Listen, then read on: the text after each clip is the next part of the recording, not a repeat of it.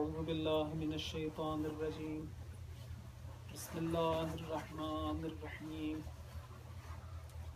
الحمد لله رب العالمين والعاقبة للمتقين والجنة للمطيعين والنار للملحدين، ثم الصلاة والسلام على أشرف الأنبياء والمرسلين شفيع المذنبين نبينا بالقاسم محمد اللهم صل على محمد وآل محمد وعلى أهل بيته الطيبين الطاهرين الهداة المهديين، لا سيما بقية الله في الأرضين. روحي لتراب مقدمه الفداء وأرواح العالمين، واللعنة الدائمة على أعدائهم أجمعين من حين عداوتهم إلى قيام يوم الدين. أما بعد، فقد قال رسول الله صلى الله عليه وآله وسلم: أنا مدينة العلم وعلي بابها. صلوات پڑھیے محمد اللهم صل على محمد وآل محمد. عزیزان محترم، خداوند متعال کی بارگاہ میں شکر گزار ہوں کہ اس نے مجھے ایک مرتبہ پھر یہ توفیق دی کہ آپ کے سب کے سامنے حاضر ہو کر فضائل و مصائب اہل بیت علیہ السلام بیان کروں اور طالب دعا رہوں. دیکھیے، یہ جگہ جہاں پر ہم لوگ رہ رہے ہیں اور آپ لوگ رہتے ہیں، یہاں پر ہمیں دو قسم کی مشکلات درپیش ہیں. ایک یہ کہ ہم اپنے آپ کو اخلاقی قطروں، جو اسلامی اخلاقی اقدار ہیں، ان سے متصل اور متمسک رکھیں، وہ ہمارے ہاتھ سے چھوٹنے نہ پائیں. ایک مرتبہ درود پڑھیے محمد وعلی محمد.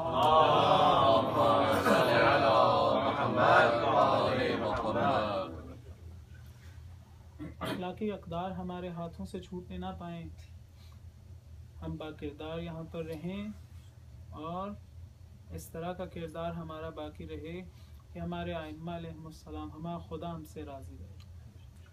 لیکن ایک دوسرا مسئلہ یہ بھی ہے کہ چونکہ ماحول مختلف ہے، لہٰذا بہت سے اوقات میں وہ مواقع جو ہمیں اپنے ملکوں میں رہتے ہوئے میسر تھے ائمہ علیہم السلام کی محبت کو ایجاد کرنے کے لیے، وہ یہاں پر رہتے ہوئے بہت سے اوقات میں میسر نہیں آتے. ہم وہاں ہوتے ہیں تو ہر لمحہ مجلس، جلوس، ماتم، یہ بالآخر یہ تمام تر امور اپنا اثر رکھتے ہیں ائمہ علیہم السلام کی محبت کو پیدا کرنے میں. لہٰذا میں جانتا ہوں کہ اہل اخلاق یہاں پر آپ کی الحمدللہ بہت اچھی اخلاقی پیاس کو بجھانے میں آپ کی بہت مدد کرتی ہیں.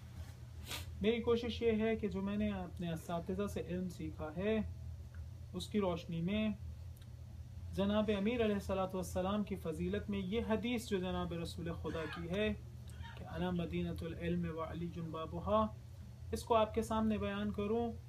اور کوشش یہ ہے کہ ہمارے امام کی محبت ہمارے دلوں میں پہلے سے زیادہ ہو جائے.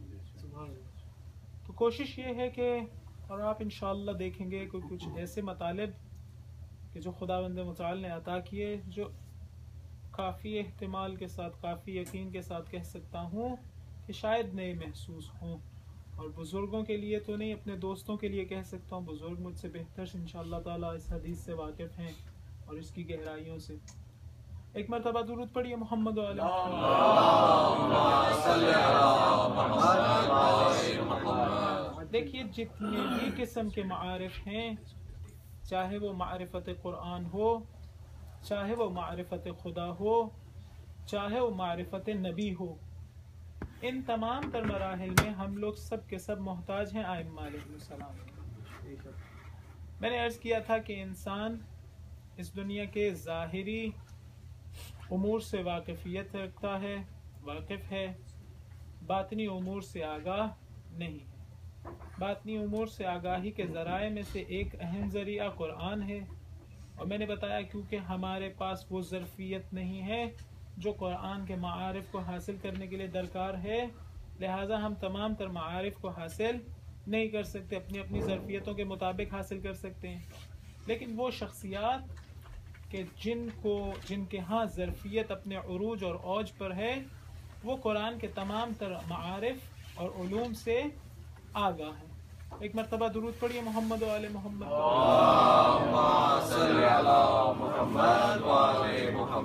اس لیے کہ وہاں پر ظرفیت اپنے اوج پر ہے، طہارت خداوند متعال کی عطا کردہ.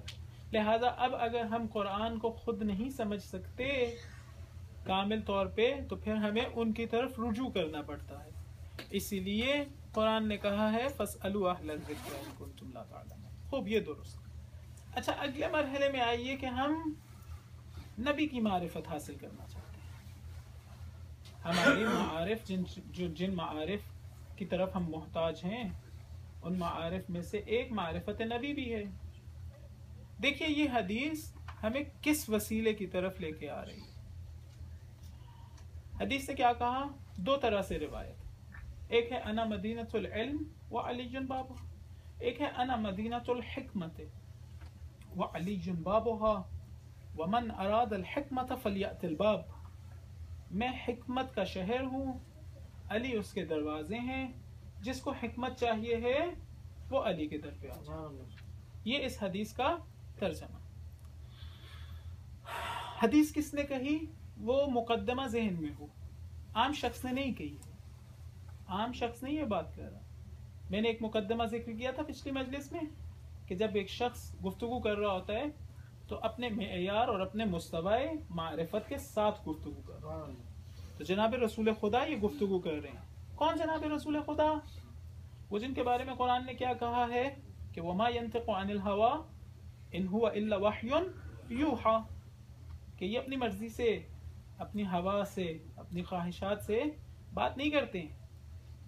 جب وحی نازل ہوتی ہے تو یہ بات کرتے ہیں. اچھا، اس کا مطلب ہے یہ جو کچھ کہہ رہے ہیں وہ وحی خدا ہے. وحی خدا کی خصوصیت کیا ہے؟ جو وحی خدا کی خصوصیات ہوں گی وہ ان کے کلام کی بھی ہونی چاہیے. درست؟ تو بہت سی خصوصیات میں سے ایک خصوصیت وحی خدا کی یہ ہے کہ وحی خدا ہمیں حقائق کا علم دیتی ہے. دیکھیے آپ اس دنیا کے بڑے سے بڑے عالم کی کوئی کتاب پڑھ لیجئے، جو اس دنیا کے سب سے بڑے عالم شمار ہوتے ہیں ان کی بھی کتاب پڑھ لیجئے، تو آپ دیکھیں گے کہ بعد میں آنے والے زمانے کے لوگ ان کی ان باتوں پر یا بعض باتوں پر نقد و جرح کرتے ہیں اور کہتے ہیں کہ نہایت احترام کے ساتھ فلاں عالم دین سے یہ اشتباہ ہو گیا، یہ غلطی ہو گئی، یہ خطا ہو گئی، اور ہمارا ان پہ یہ نقد وارد ہے. اور بہت سے اوقات میں درست بھی ہوتا ہے. اس کا مطلب یہ ہوا کہ غیر معصوم جو عالم بھی ہو اس کی بات میں، اس کے علم میں خطا کا امکان ہے. اس لیے ضروری یہ نہیں کہا جا سکتا کہ جب بھی وہ بات کر رہے ہوں تو وہ حقیقت اور وقائع ہی سے پردہ اٹھا رہے ہیں. ممکن ہے کہ وہ سمجھتے ہوں، وہ امانت داری کے ساتھ دیکھ رہے ہوں کہ میں جو بیان کر رہا ہوں یہ درست بیان کر رہا ہوں، لیکن حقیقت میں وہ واقع کے مطابق نہ ہو. لیکن قرآن کی یہ صفت نہیں ہے. وہاں ذرہ برابر احتمال نہیں ہے کہ جو بات بیان کی جا رہی ہے یہ خلاف واقع ہو سکتی ہے. کیوں؟ ایسا کیوں؟ قرآن کے بارے میں یہ احتمال کیوں نہیں؟ اس لیے کہ آپ اور میں جب علم حاصل کرتے ہیں تو ہمارے ہاں یہ کمال علم درجہ بدرجہ حاصل ہوتا ہے، زینہ بزینہ حاصل ہوتا ہے.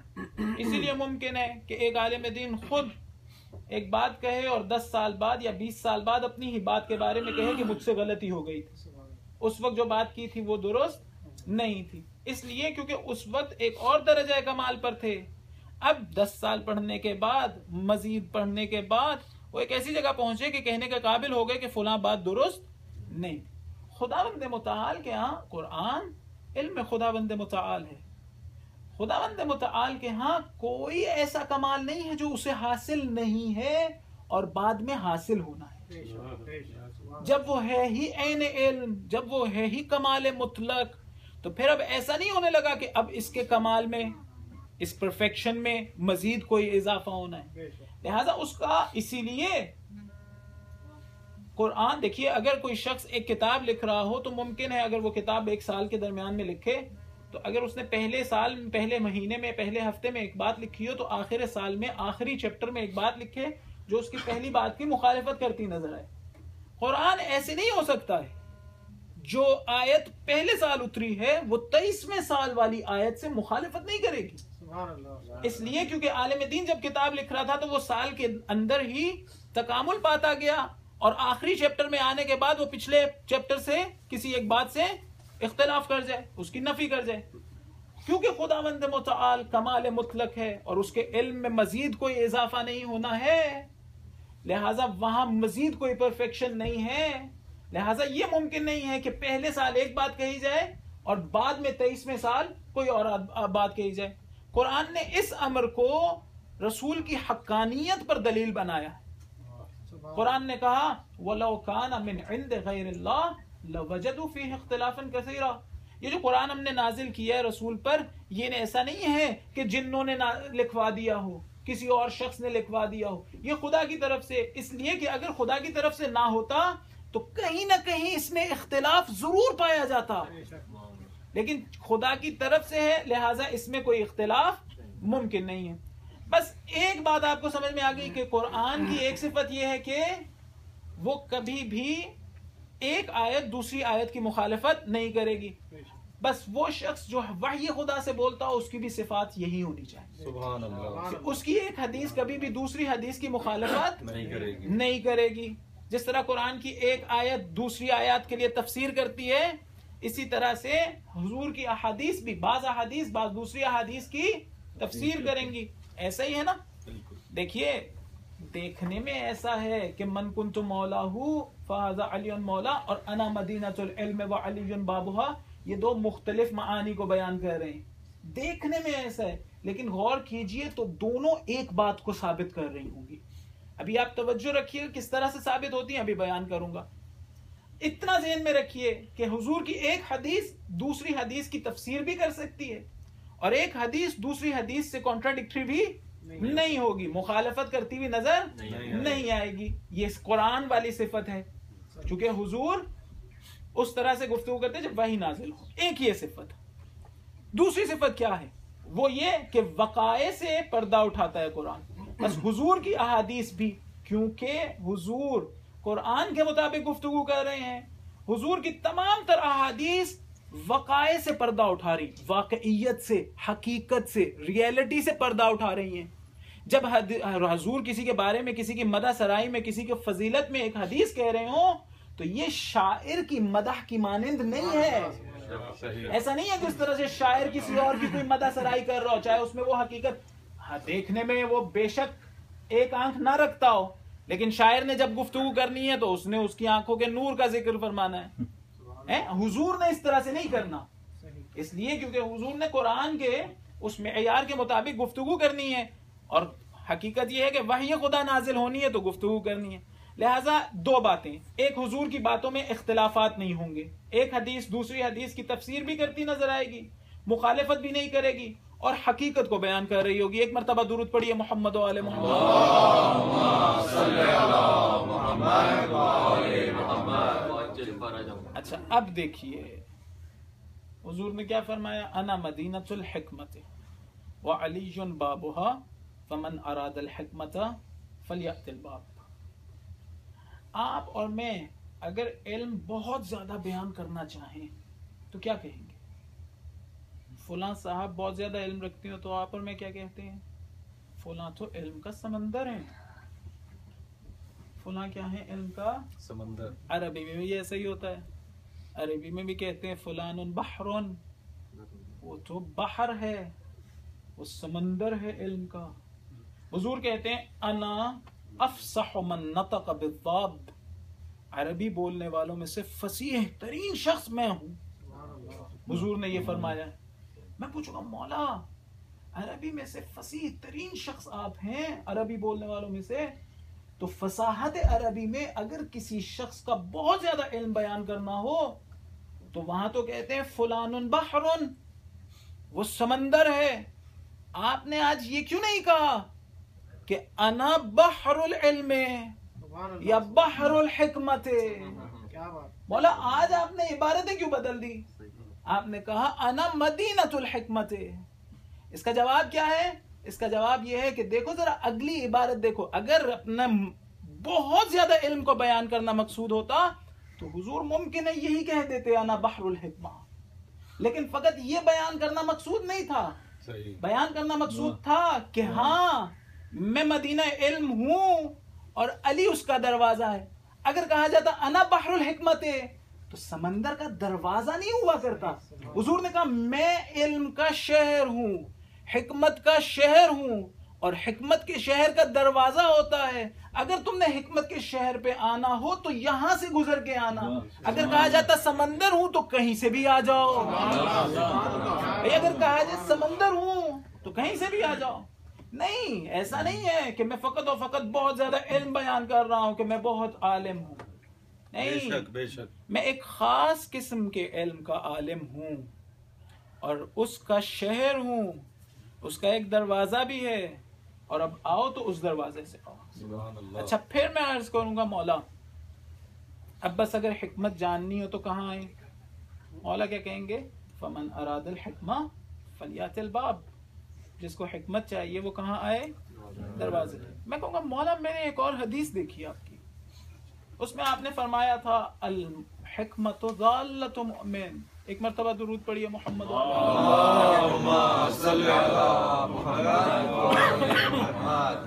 برائے خوشنودی امام زمان علیہ السلام صلوات.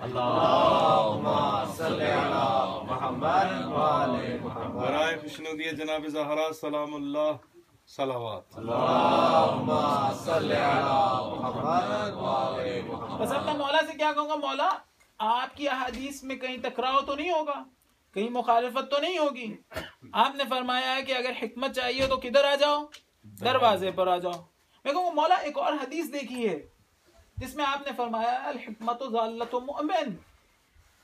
حکمت مومن کی گم شدہ میراث ہے، اسے جہاں سے ملتی ہے لے لیتا ہے. یہاں کیا کہہ رہے ہیں مولا؟ حکمت جہاں سے ملے وہاں سے لے لو. اور غلط بھی نہیں ہے. ایک کافر سے ملے حکمت تو لے لو. آپ یہاں پر ہیں کتنی حکمتیں سیکھتے ہیں. ایک کافر ملک ہے، بہت سی چیزیں جن کا تعلق حکمتوں سے ہے. ممکن ہے بہت سی چیزیں جن کا تعلق علم سے ہو، آپ وہ سیکھ لیں.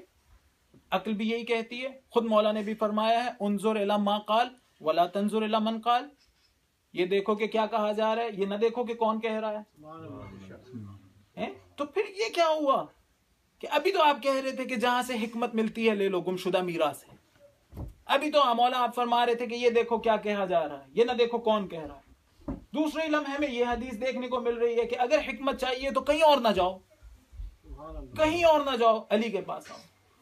بس ایک وہ بات کہ حضور اپنے غریض علم کو، بہت زیادہ علم کو بیان نہیں کرنا چاہ رہے، اس کو ذہن میں رکھیے. اور دوسرا یہ کہ یہاں یہ کہنے کے بعد کہ جہاں سے حکمت ملے لے لو، یہ کہنا کہ اگر حکمت چاہیے ہو تو صرف علی کے پاس آنا، یہ اشارہ کرتا ہے اس جانب کی کہ یہ حکمت جس کا حضور شہر ہیں اور جس شہر کا دروازہ علی ہیں، یہ کوئی عام حکمت نہیں ہے.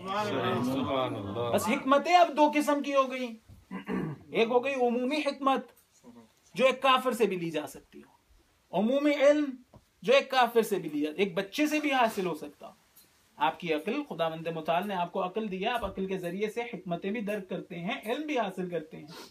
نہیں کہا کہ آپ اس مسئلے میں علی کی طرف رجوع کیجئے، اس لیے کیونکہ عمومی حکمتیں اور عمومی علم وہ خداوند متعال نے آپ کو عقل کے ذریعے سے بھی دیا ہے.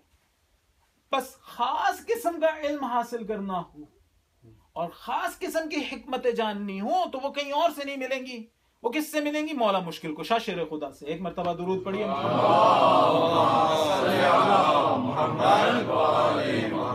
یا الفاظ بدل کے یوں کہوں کہ جس وقت آپ یہ ارادہ کریں کہ میں حضور کے بارے میں معرفت حاصل کروں تو وہ معرفت کہیں اور سے نہیں ملے گی سوائے جناب کے.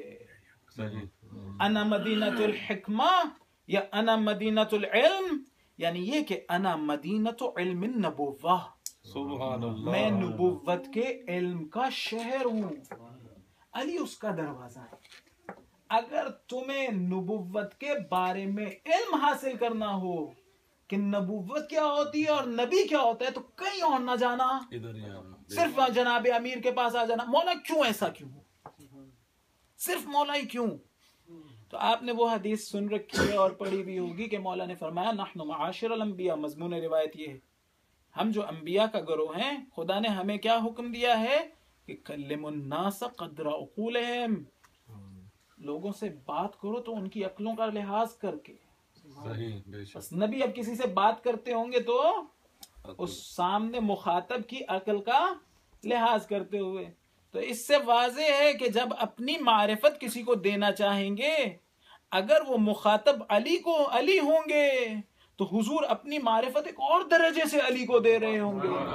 اور اگر ایک شخص جو بدو ہو، جس کا کام فقط و فقط بکریاں چرانا ہو یا دنیاوی کاموں میں مشغول رہنا ہو، جب اس سے حضور بات کریں گے اور اپنی معرفت اسے دیں گے تو اس کی ظرفیت کا لحاظ رکھ کے دیں گے. لہذا اب آپ نبی کی معرفت حاصل کرنا چاہتے ہوں تو اس کے پاس جائیے جس کی ظرفیت کو دیکھ کے حضور نے بات کی تھی. لیکن میں عرض کروں کہ یہ ایک نوع استدلال ہے. حقیقت میں حضور کے بارے میں امام علی علیہ السلام کی معرفت شہودی ہے، معرفت تصورات والی نہیں.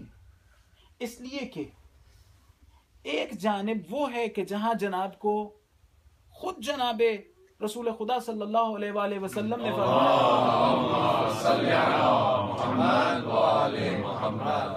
انا وعلی من نور واحد، میں اور علی ایک نور سے. یہ نور اپنی معرفت سب سے زیادہ خود رکھتا تھا. ایک اور جگہ پر فرمایا ہے کہ یا علی ما عرف اللہ الا انا وانت، علی اللہ کی معرفت جتنی مجھے ہے اور آپ کو ہے اتنی کسی کو نہیں ہے. علی اللہ کی اگر کوئی معرفت رکھتا ہے تو یا وہ میں ہوں یا آپ ہیں، اور اگر کوئی میری معرفت رکھتا ہے تو وہ یا اللہ ہے یا آپ ہے، اور اگر آپ کی کوئی معرفت رکھتا ہے تو وہ یا اللہ ہے یا میں ہوں. یہ بھی حدیث اسی مطلب کو ادا کر رہی ہے. دیکھیے میں نے شروع میں کہا تھا کہ حضور کی مختلف احادیث ایک دوسرے کی تفسیر کریں گی، اور میں نے کہا کہ من کنت مولاہ کے مضمون سے اور اس کے لازمے سے اور اس کے مضمون سے اس کا لازمہ انا مدینۃ العلم وعلی بابها، اس کا لازمہ مختلف نہیں ہوگا. کیسے؟ اس طرح سے کہ من کنت مولاہ فہذا علی مولا کیا بیان کر رہا تھا؟ یہ جملہ یہ بیان کر رہا تھا کہ حضور جب نہ ہو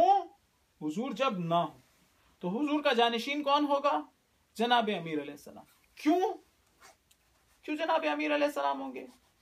اس لیے کہ وہ شخص کہ جو نبی کا جانشین ہو وہ جتنا زیادہ نبی کی معرفت رکھتا ہوگا اتنا زیادہ جانشینی کا حق رکھتا ہوگا. یہ حدیث جو کہہ رہی تھی انا مدینۃ العلم وعلی بابها، یہی مطلب تو بیان کر رہی تھی کہ میں مدینہ علم نبوت ہوں اور علی وہ ہے جو سب سے زیادہ معرفت رکھتے ہیں اس علم. لہذا مولا، یہ مطلب وہی ادا ہو رہا ہے. لیکن میں نے ایک جملہ درمیان میں کہا کہ مولا کی معرفت جناب رسول خدا کے بارے میں تصورات والی نہیں ہے، شہودی معرفت ہے. وہ کیا ہوتی ہے؟ وہ یہ کہ میرے مولا فقط و فقط نبی کا علم نہیں رکھتے تھے، میرے مولا نبوت کا علم رکھتے تھے. کیسے؟ اس طرح سے کہ خود فرمایا نہج البلاغہ میں کہ ارا نور الوحی والرسالہ واشم ریح النبوہ. میں نے دیکھا کہ حضور جا رہے ہیں غار حرا عبادت کے لیے. میں گیا، میں نے وہاں دیکھا وحی نازل ہوئی اور شیطان کی چیخ بلند ہوئی. لفظ کیا کہیں ارا، بعض جگہوں پر کن تو ارا ہے. میں نور وحی و رسالت کو دیکھا کرتا تھا. میں نبی کو دیکھا کرتا تھا نہیں کہا، نہیں کہہ رہے کہ میں نبی کو یا رسول کو دیکھتا تھا. کہا کن تو ارا یا ارا نور الوحی، خود وحی کے نور کو، والرسالہ اور رسالت کے نور کو دیکھا کرتا تھا. واشم ریح النبوہ، اور میں نبی کی خوشبو نہیں نبوت کی خوشبو. نبی کی خوشبو وہ پاس بیٹھنے والے بھی شاید سونگ لیتے ہو، نبوت کی خوشبو ایسی نہیں ہے. اور یہ مشام، یہ عام مشام نہیں ہے، یہ بصارت جس سے نور وحی رسالت کو دیکھا جاتا ہو، یہ عام بصارت نہیں ہے. جس طرح سے مولا خداوند متعال کے بارے میں کہتے ہیں کہ لم اکن اعبد ربا لم اراہ، میں ایسے پروردگار کی عبادت نہیں کرتا رہا، میں ایسے پروردگار کی عبادت نہیں کرتا رہا، یعنی جب سے عبادت کر رہا ہوں اسے دیکھ کے کر رہا ہوں. اسی طرح سے یہاں پر کہہ رہے نور وحی و رسالت کو دیکھتا ہوں. اس کے لیے یہ آنکھیں نہیں درکار ہیں. اگر یہ آنکھیں درکار ہوتی تو باقی بھی دیکھ لیتے. یہ مشام درکار نہیں ہے نبوت کے خوشبو کو سونگھنے کے لیے، وہ اور مشام ہے جو درکار. آپ حدیث قصہ میں نہیں دیکھتے کہ امام حسن علیہ الصلوۃ والسلام تشریف لاتے ہیں تو کیا فرماتے ہیں؟ فرماتے ہیں انی اشم عندک رائحۃ طیبہ کأنہا رائحۃ جد رسول اللہ. وہاں پر بھی خوشبو سونگھنے کا ذکر ہے. اچھا آپ کہہ دیجئے کہ وہاں پر تو نبی کی خوشبو میں مراد ہو سکتی ہے، لیکن وہاں کیا کریں گے کہ جہاں ایک روز جناب امام حسن علیہ الصلوۃ والسلام کے بارے میں جناب سیدہ سلام اللہ علیہ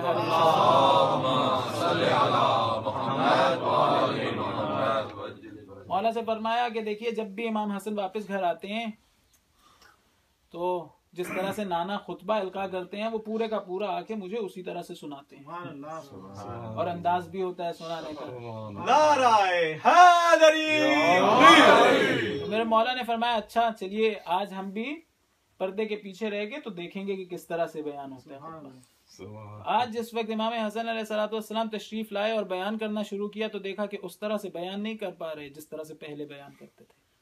تو ایک مرتبہ کہتے ہیں لعل سیدن یرانی، گھر میں ایک سید ہے جو مجھے دیکھ رہا ہے. ایک شخص پردے کے پیچھے موجود ہو، اس کو دیکھنے کے لیے، اس کو محسوس کرنے کے لیے یہ آنکھیں کافی نہیں ہیں. یہ نور ہوتا ہے جو نور کو درک کرتا ہے. صحیح بے شک. غالباً امام صادق علیہ الصلوۃ والسلام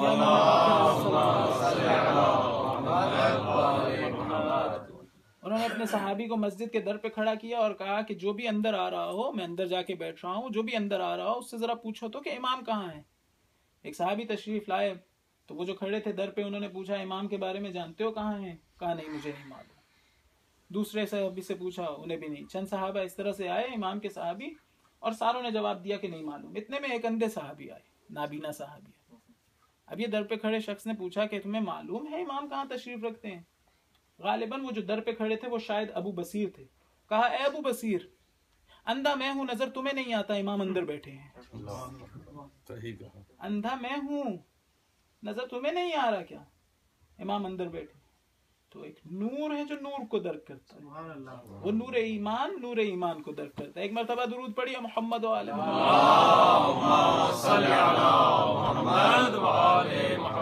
مولا نے کیا ارشاد فرمایا؟ مولا نے کہا کہ میری معرفت نبی کی اور نبوت کے بارے میں، نبی اور نبوت کے بارے میں اس حدیث کے ذیل میں کہ ارا نور الوحی والرسالہ واشم ریح النبوہ، یا خود جناب رسول خدا کا فرمانا جناب امیر علیہ الصلوۃ والسلام سے، کہا یا علی انک تسمع ما اسمع وترى ما ارى الا انک لست بنبی.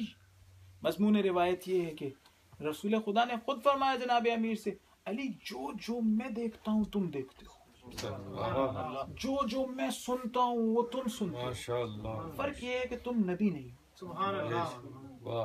فرق یہ ہے کہ تم نبی نہیں ہو.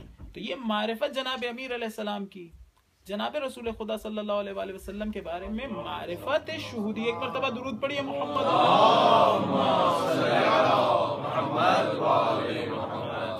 بس اب بتائیے کہ سزاوار کیا ہے کہ کس کی طرف جائیے اگر نبی کی معرفت حاصل کرنی. میں نے عرض کیا تھا شروع میں کہ ہماری اس مجلس کا مقصد کیا ہے، یہ بیان کرنا ہے کہ چاہے قرآن کی معرفت حاصل کرنی ہو، چاہے اللہ تعالیٰ کی معرفت حاصل کرنی ہو، خود نبی کی معرفت حاصل کرنی ہو، جو اعلیٰ ترین ذریعہ ہے خداوند متعال نے اس معرفت کے حصول کا جو ہمیں عطا کیا ہے وہ ائمہ علیہ السلام کی ذوات مقدسہ ہیں. ان کی طرف جائیں گے تو وہ معرفت جو انہیں حاصل ہے ہماری ظرفیتوں کے مطابق ہمیں عطا ہوگی.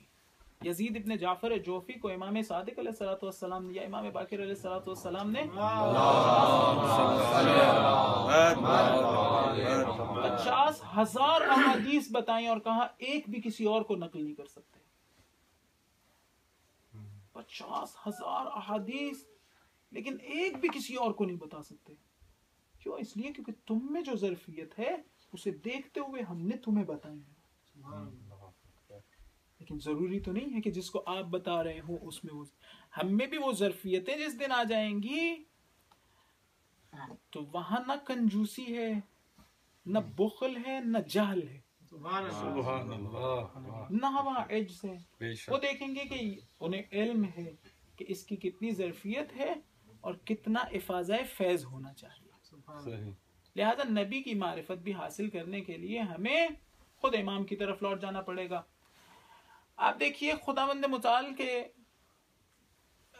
معرفت کے میدان میں، قرآن کے میدان میں، ہر میدان میں یہ خاص اہتمام کیا گیا ہے. جہاں پر قرآن کی معرفت کی باری آئے وہاں پر اہل بیت کا ذکر. انی تارک فیکم الثقلین کتاب اللہ وعترتی اہل بیتی ما ان تمسکتم بہما لن تضلوا بعدی. میں تم میں دو گراں قدر چیزیں چھوڑے جا رہا ہوں، اگر تم نے دونوں سے، ایک سے نہیں، دونوں سے اگر تم نے تمسک کیا تو پھر کبھی بھی گمراہ نہیں ہوگے. لیکن کبھی سوچیں تو خداوند متعال ہم سے کہہ رہا ہے کہ دونوں سے. رسول نے کہا ہے تو اس کا مطلب ہے خدا نے کہا ہے، خدا کا فرمان ہے جو ہم تک رسول کی زبانی پہنچا ہے. وما ينطق عن الهوى کی وجہ سے ایسا کہہ رہا ہوں. تو کیا فرمایا کہ دونوں سے تمسک کرنا ہے. اچھا بتائیے کہ قرآن سے تمسک کریں کافی نہیں ہے. کیوں؟ وہ پچھلی گفتگو ذہن میں رہے. اس لیے کہ ہم میں وہ ظرفیتیں نہیں ہیں، اس لیے قرآن سے خالی تمسک کافی نہیں ہوگا. لیکن ذرا سوچ کے بتائیے کہ اگر کوئی شخص صرف اور صرف ائمہ علیہ السلام سے تمسک کر لے تو کیا کافی نہیں ہوگا؟ کافی نہیں ہے. اس لیے کہ اگر کافی ہوتا تو رسول پاک کہہ دیتے خالی ائمہ سے تمسک کر لو کافی ہے. اچھا ایک یہ وجہ. دوسری وجہ کیا کہ چلیں جب تک ہماری دسترس میں یہ تھا کہ ہم خود ذاتاً اور حضوراً ائمہ علیہ السلام تک پہنچ جائیں تو شاید یہ کہہ دیا جاتا کہ ہاں کافی ہے، اور کافی ہوتا بھی. یعنی ممکن نہیں ہے کہ ہم امام سے تمسک کریں اور پھر بھی گمراہ ہو جائیں. یہ ممکن نہیں ہے.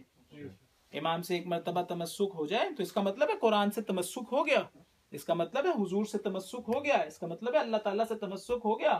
یہ ساری باتیں ٹھیک ہیں، لیکن یہ تب تھا کہ جب غیبت کا زمانہ نہ ہوتا. حضور کو معلوم تھا کہ غیبت کا زمانہ بھی انہیں درپیش آنا ہے. اس وقت یہ کیا کریں گے؟ اور ایک زمانہ ایسا بھی آئے گا جب بنی امیہ کے فیکٹری میں سے بہت سی احادیث بن کر ان تک پہنچتی رہیں گی، اور ایک حدیث جب ان تک پہنچے گی تو انہیں بتایا جائے گا کہ بھئی تمہارے امام نے فلاں چیز بتائی، فلاں بات بتائی، فلاں بات بتائی. تو یہ کیسے دیکھیں گے کہ میرے مولا نے واقعات بتائی یا نہ بتائی؟ حضور نے کہا دیکھو تمہارے پاس ایک معیار دیتے جا رہے ہیں، اس کا نام ہے قرآن. تم ائمہ علیہ السلام سے تمسک کرو تو واقعاً یہ مجزی ہے، کیونکہ اس لیے کہ ائمہ علیہ السلام کا کامل تمسک ہے قرآن سے. لیکن اگر تمہیں ایک حدیث بیان کی جائے اور کہا جائے کہ یہ تمہارے امام نے فرمایا ہے تو دیکھ لینا اگر قرآن کے مطابق ہوئی تو امام نے فرمایا ہے، اگر نہ ہوئی تو نہیں فرمایا ہے. بس یہاں یہ مد نظر رہے کہ ایک حدیث جب ہم تک پہنچتی ہے ہم قرآن پہ اس کو پرکھتے ہیں تو وہاں پرکھنے کا یہ مطلب نہیں ہے کہ میرے مولا نے درست فرمایا ہے یا درست نہیں فرمایا ہے. صحیح. وہاں یہ مطلب نہیں ہے، وہاں مطلب یہ ہے کہ یہ میرے مولا نے فرمایا ہے یا نہیں فرمایا ہے. نہ یہ کہ درست فرمایا ہے یا درست نہیں فرمایا. ایک مرتبہ درود پڑھیے محمد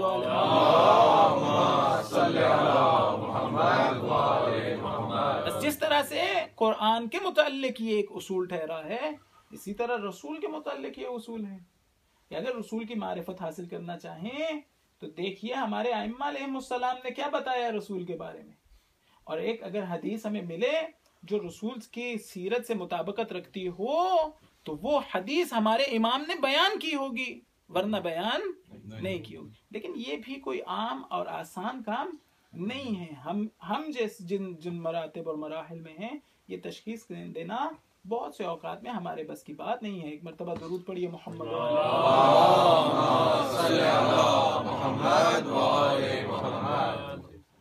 بس یہ حدیث جو انا مدینۃ العلم وعلی بابھا تھی، ان سے چند باتیں ثابت ہوئی. ایک یہ کہ مولا کی یہ حدیث مضمون کے اعتبار سے مختلف ہے. ایک علم کو بیان کر رہی ہے اور وہ من کنت مولا ولایت کو بیان کری. لیکن اس حدیث کا لازمہ انا مدینۃ العلم کا لازمہ وہی ولایت ہے، جانشینی رسول خدا ہے. جس طرح سے انت منی بمنزلۃ ہارون من موسیٰ ہے، وہاں پر بھی یہ وہاں پر شاید مواخات ذکر ہو رہی ہوں کہ میں آپ میرے بھائی ہیں، اسی طرح سے جس طرح سے ہارون موسیٰ سے نسبت رکھتے تھے آپ کی وہی نسبت میرے سے ہے. فرق اتنا ہے کہ آپ نبی نہیں ہیں. یہاں پر بھی ایک مضمون الگ ہے، لیکن اس کا لازمہ ہمارے علماء نے کہا اس کو استدلال سے اس کے ذریعے سے استدلال کرتے ہیں، دلیل قائم کرتے ہیں اسی من کنتو والے مضمون پر. لہٰذا ممکن ہے بہت سی احادیث آپ کو اپنے لوازم کے ساتھ اپنے لازمے کے ساتھ محسوس ہوں اور مل جائیں کہ وہ اسی ولایت والے مطلب کو ادا کر رہے ہیں. بس یہ ایک. دوسرا یہ کہ حضور کا یہ کہنا کہ انا مدینۃ العلم و علی بابھا، یہ نہ فقط یہ کہ حضور کی معرفت جو عمومی معرفت سب لوگوں کے لیے تھی اس کے لحاظ سے بھی درست ہے، بلکہ وہ معرفت جو نبوت کے حوالے سے تھی اس کے حوالے سے بھی اپنے اعلیٰ ترین مراتب کو بیان کر رہی ہے. بے شک کہ حضور نبوت کا ایک شہر ہے، نبوت کے علم کا شہر ہے، اور جناب امیر علیہ الصلوۃ والسلام اس نبوت کے علم کے شہر کا دروازہ ہے. بالکل. اچھا، لیکن فقط و فقط جناب امیر علیہ الصلوۃ والسلام نہیں، باقی ائمہ علیہم السلام بھی، اور نہ فقط یہ کہ باقی ائمہ علیہم السلام، اہل بیت کے بہت سے افراد نہایت اعلیٰ ترین معرفت کے درجے پر فائز ہیں. جب ہم بات کر رہے ہیں جناب رسول خدا کی معرفت کی، حقیقی معرفت میں نے عرض کیا کہ یہ نہیں ہوتا کہ فقط تصورات حاصل ہوں ہمیں کسی بھی چیز کی. حقیقی معرفت کیا ہے کہ آپ معرفت شہودی رکھتے ہوں، جیسے جناب امیر علیہ الصلوۃ والسلام نے ارشاد فرمایا تھا. معرفت شہودی کا مطلب کیا ہے؟ معرفت حضوری. بعض لوگوں نے شہود اور حضور کو ایک ہی مطلب بیان کیا، یعنی آپ میں اور اس معرفت میں دوئی نہ ہو، ایک ہی ہو، دوئی نہ ہو. یہ دوئی نہ ہونا کیسے ہوتی ہے؟ یہ اس طرح سے کہ جب وہ چیز جس کی معرفت حاصل کرنا چاہ رہے ہیں اس کی صفات آپ میں آ جائیں. جب اس کی صفات آپ میں آ جائیں تو آپ اس چیز کی معرفت اعلیٰ ترین درجے سے حاصل کر دیتے ہیں، اور جتنے درجے سے یہ صفت آپ میں آئی ہے اتنے درجے کی معرفت اس شخص کی یا اس کی جس کی آپ معرفت حاصل کرنا چاہتے ہیں. یہ اس طرح سے ہے جس طرح خداوند متعال کی ولایت کی معرفت ہمیں فقط تصورات میں الفاظ میں معلوم ہے، لیکن جب تک کہ ہم خود ولی خدا نہیں ہو جاتے خداوند متعال کی ولایت کا اندازہ نہیں لگا سکتے، ائمہ علیہم السلام کی ولایت کا اندازہ نہیں لگا سکتے. اور اسی کو علماء نے عبارت کیا ہے محبت سے. حقیقی محبت یہ ہوتی ہے کہ جہاں کوشش یہ ہو کہ دویائی مٹ جائے، سفر طے ہو جائے، کیا بات ہے، فاصلہ نہ رہے دو چیزوں میں، یہ ہوتی ہے محبت.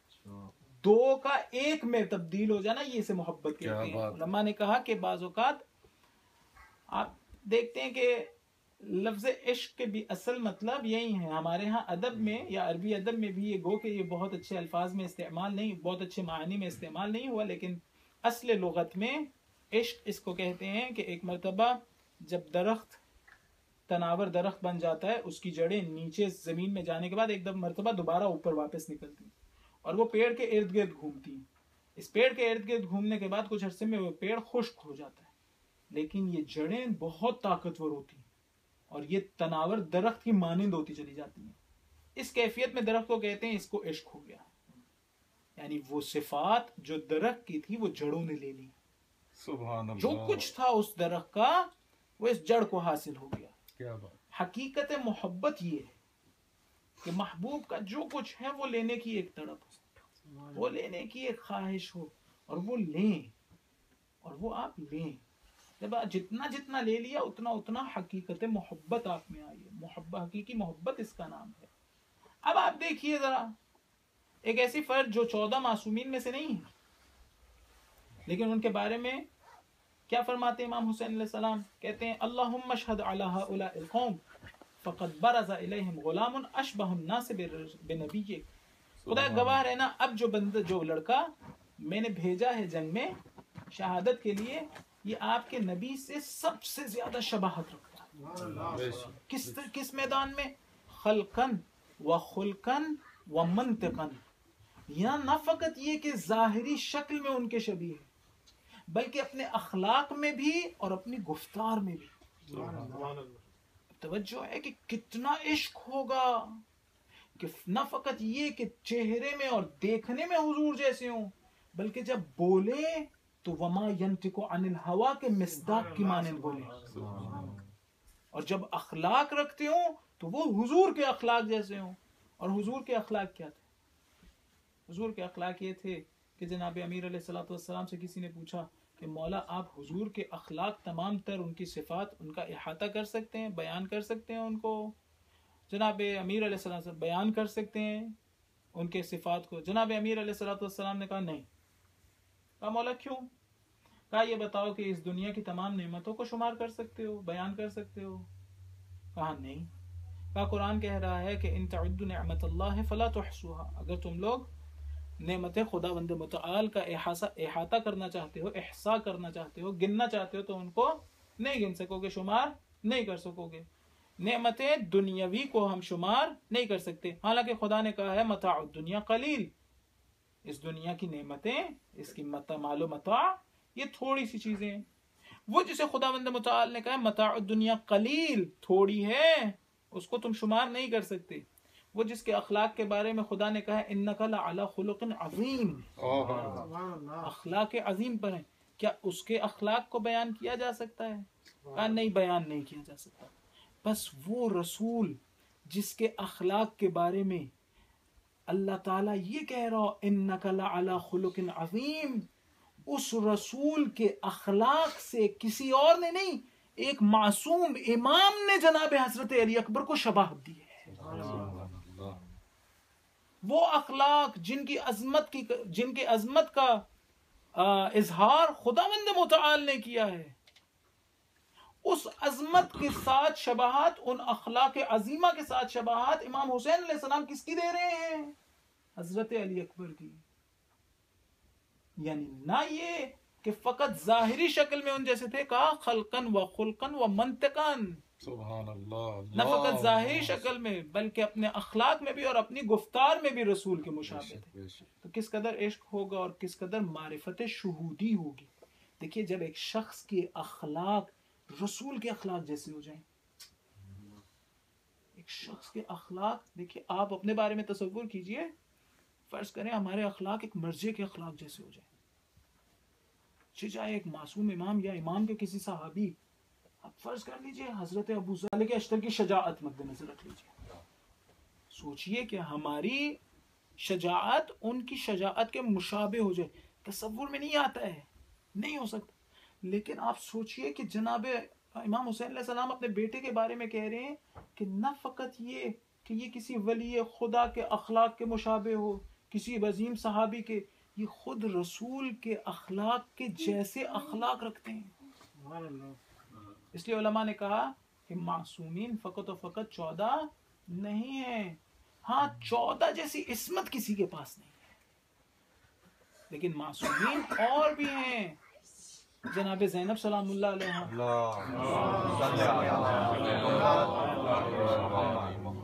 صاحبہ علم لدنی، جن کے بارے میں معصوم امام کہے انت عالمۃ غیر معلمہ، آپ کو کسی نے پڑھایا نہیں ہے، خداوند متعال نے آپ کو علم دیا، کیا یہ معصوم نہیں ہوں گی؟ بے شک۔ مولا عباس زق العلم زقن،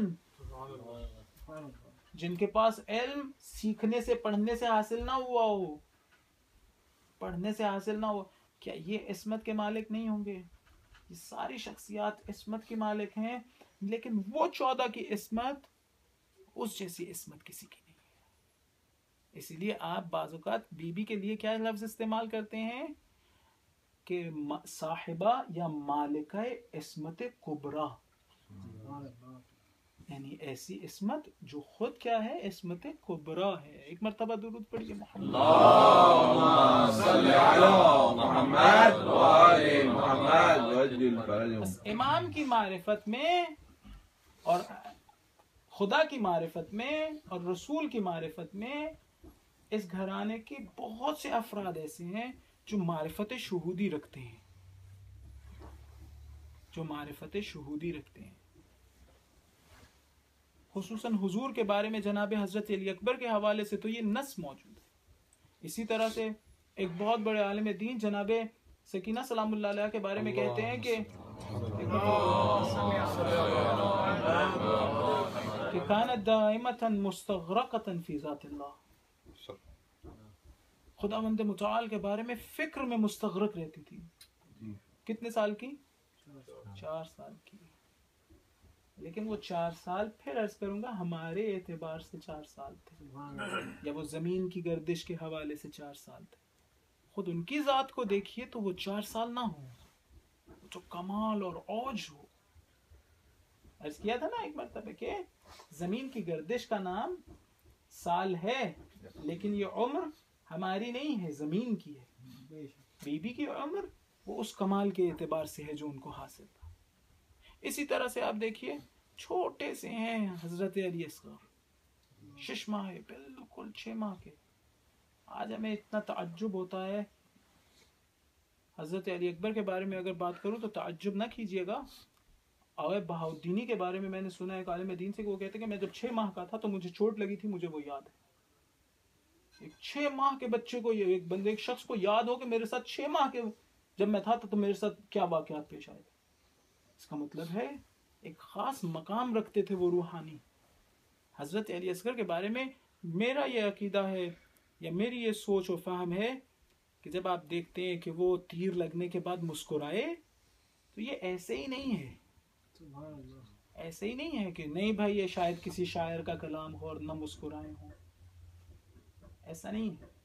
اور ایک اور عظیم اس سے بڑی دلیل یہ قائم کر دوں کہ جس وقت امام حسین علیہ السلام نے کہا حل من ناصر ینصرنا، تو ایک مرتبہ شور اٹھا خیموں سے، مولا واپس خیموں میں گئے تو بیویوں نے کہا کہ جب سے آپ نے کہا ہے حل من ناصر، اس بچے کو گہوارے میں سکون نہیں۔ اس کا مطلب ہے وہ آواز سن رہے ہیں، وہ آواز سمجھ رہے ہیں، اور اپنے زمانے کے امام کی اطاعت کے لیے آمادہ بھی ہیں۔ یہ مذاق تو نہیں ہے، یہ ساری چیزیں بیان ہوئی ہیں۔ کون علی اصغر؟ ننھے سے، بالکل چھوٹے سے۔ میں خود بعض اوقات سوچتا ہوں واقعا جس طرح سے جناب سکینہ سلام اللہ علیہ کو جس وقت تازیانے مارے جاتے تھے بالکل ننھے سے ہاتھ تھے، کیسے روکتی ہوں گی؟ بتاؤ، چھوٹے سے ہاتھ، ہمیں کوئی شخص کچھ مار رہا ہو تو ہم ہاتھ سے روکتے ہیں، چھوٹے سے ہاتھ تھے۔ اسی طرح سے وہ تیر جو 6 شعبہ تیر تھا جس وقت حضرت علی اصغر کو لگا ہوگا نہیں پتا ہے کہ کس طرح سے برداشت۔ جناب رباب نے نوحہ پڑھا تھا اور کہا تھا امثلک ینحر۔ بعض علماء پڑھتے ہیں ذبح من الاذن الى الاذن، ایک کان سے دوسرے کان تک وہ تیر ذبح کر گیا۔ کیوں؟ ننھی سی تو گردن تھی۔ بی بی نے کہا کہ آپ جیسے کو بھی نہر کیا جاتا ہے۔ جس وقت حضرت علی اصغر، جس وقت امام حسین علیہ السلام نے آواز دی حل من ناصر، مولا علی اصغر کو سکون نہ آیا۔ ایک مرتبہ اپنے آپ کو گرا دیا گہوارے سے۔ میرے مولا خیموں میں آئے، پوچھا ماجرا کیا ہے؟ بیویوں نے بتایا، کہا ناولینی ولدی الصغیر، مضمون یہ ہے روایت کا، کہا بیوی سے کہ مجھے وہ چھوٹا سا بچہ دے دیجئے۔ کہتے ہیں میں نے ایک عالم دین سے سنا، انہوں نے فرمایا کہ بی بی نے کہا مولا تھوڑی دیر کے لیے بچہ مجھے واپس کر سکتے ہیں؟ سوچا کہ ماں ہے، شاید یہ سوچا ماں ہے، اپنے بچے سے دل بھر کے ملاقات کرنا چاہتی ہوں۔ انہوں نے ایک مرتبہ بچہ لیا، واپس خیمے میں گئے، ایک صاف ستھرا کرتا نکالا، سفید کرتا اتار کے سفید نیا اجلا کرتا پہنا، اس کے بعد بالوں میں کنگھی کی، آنکھوں میں سرما لگایا، اور کان میں شاید یہ کہا ہو کہ دیکھو علی اصغر، باپ کو کوئی دکھ نہ ہو، اگر تم رو گے تو تمہارے باپ کو تمہارا رونا اچھا نہیں لگے گا۔ شاید یہی وجہ تھی کہ جس وقت تیر لگا تو میرے مولا روئے نہ تھے، ایک مرتبہ باپ کی طرف دیکھ کے مسکرائے۔ شاید یہ کہنا چاہتے ہو اے بابا इस वक्त खेमों में वापस जाइए तो मेरी वालिदा को बताइएगा अली असगर रोया नहीं था। मेरे मौला के कहा जालिमो, अगर कोई कसूर है तो मेरा हो सकता है, इस शशमाहे का तो कोई कसूर नहीं है। अरे इसकी माँ का दूध सूख चुका, 2 घूंट पानी दे दो। अच्छा अगर ये समझते हो कि इसके बहाने मैं पानी पीऊंगा तो अली असगर को जल्दी रेत पर लिटाया। वो हुसैन जो ला रहे थे जब अली असगर को, तो अबा के दामन को रख दिया था ऊपर तो कहीं धूप न लगे मेरे बच्चे को। न जाने पानी की तलब में क्या किया। एक मर्तबा कहा बेटे से, ए बेटा ये पानी मुझे नहीं देते, तुम खुद ही मांग लो। वो छोटी सी जुबान मेरे मौला ने अपने होठों पे फिराई। अरे दुश्मन बर्दाश्त ना कर सके। हुरमला को इब्ने साद ने कहा, पिसरे साद ने, इफ्ता कलाम हुसैन। अरे क्या देखता है, हुसैन का कलाम कथा क्यों नहीं करता? या हुरमला ने 3 शोबे का तीर निकाला, से शोबा तीर इमाम की तरफ फेंका। अरे बच्चे की गर्दन में लगा, एक कान से दूसरे कान तक ज़िबा हो गए। मेरे मौला ने खून लिया, अपने चेहरे पे मला, आसमान की तरफ उछाला, खुदाया तेरी बारगाह में इस हालत में आऊंगा। मुख्तार ने जब मुजरिमों को सजाएं दी, एक शख्स अबू खलीक नाम का है, मुख्तार ने पूछा, ऐ शकी कभी तुझे हुसैन पे तरस आया था?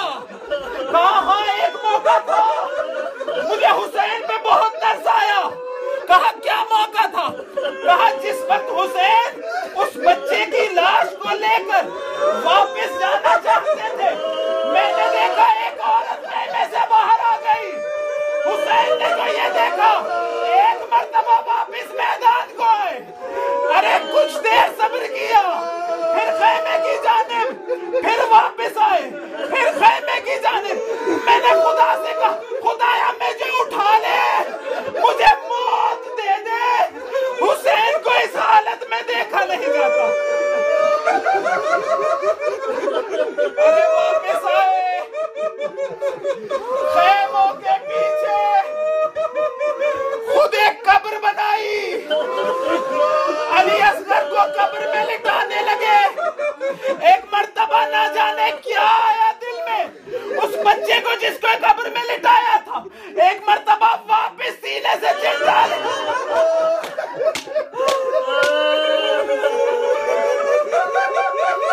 अरे क्या गुजरी हुसैन के दिल पर। अरे कब्र बनाने के बाद नमाज के लिए खड़े हुए, उलमा ने कहा ये जनाजे की नमाज नहीं है, इसलिए कि अगर नमाज जनाजा होती अली अकबर पे पढ़ी होती, अब्बास पर पढ़ी होती, ये वो मकाम था जहां हुसैन से रहा गया।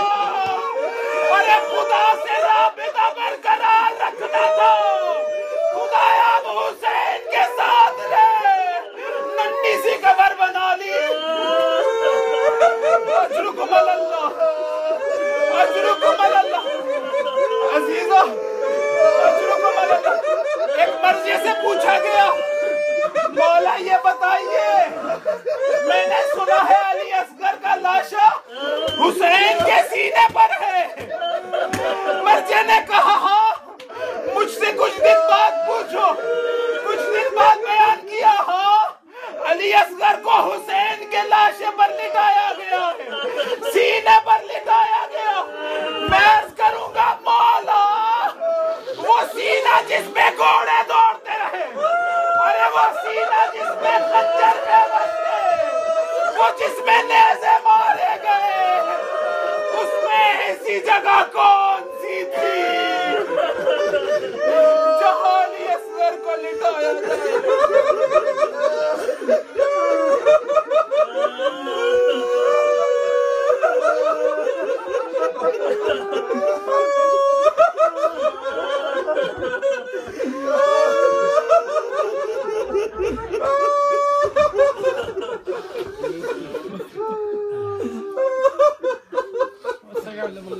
يغلغل وهي منقلب ينقلبون إلهي بحق فاطمة وأبيها وبعلها وبنيها والسر المستودع فيها. خدا امام زمانہ علیہ الصلوۃ والسلام کے ظہور میں تعجیل فرما، ہمیں ان کے انصار و اعوان میں سے شامل فرما، خدا ہمیں ان کی صحبت، ان کی نصرت، ان کی خدمت عطا فرما، خدا ان کے دل کو ہم سے، ہمارے دوستوں سے، رشتہ داروں سے، علماء سے، ہمارے والدین سے، ہم سے راضی و خوشنود قرار دے. خدا ہمیں ائمہ علیہم السلام کا حقیقی عزادار بننے کی توفیق دے. خدا ہم سب کے گناہان کبیرہ اور صغیرہ کو معاف کر.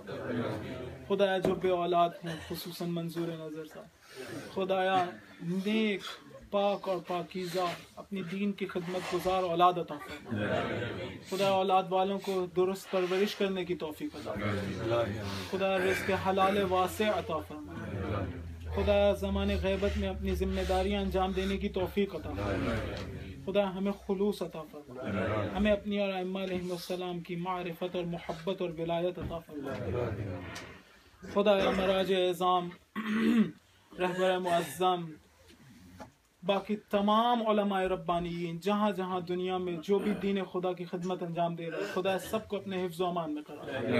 خدا تمام مومنین کو اپنے حفظ و امان میں قرار دے. خدایا ہمیں ائمہ علیہم السلام کے مراقد منورہ اور خانہ کعبہ کی زیارت کی شرف عطا فرما. ہمیں حج و عمرہ اور زیارات کی شرف عطا فرما. خدایا ہمارا خاتمہ بالخیر فرما. خدا وہ دعائیں جو، وہ حاجات جو مومنین کی دلوں میں ہیں، جن کی ترجمانی نہیں کر سکا، خدا انہیں قبول و منظور فرما. خدا امام زمانہ علیہ الصلوۃ والسلام کو ہم سے راضی و خوشنود قرار دے. خدایا اس مجلس کا انعقاد کرنے والے، اس میں شرکت کرنے والے تمام مومنین کو اجر عظیم عطا فرما. خدا اس عبادت کو اپنی بارگاہ میں قبول و منظور فرما. خدا ہماری دعاؤں کو مستجاب فرما. بحق محمد و آلہ الطیبین الطاہرین. ماتم حسین اللہ یا حسین یا حسین یا حسین یا حسین یا حسین یا حسین یا حسین یا حسین یا حسین یا حسین یا حسین یا حسین الوداع الوداع.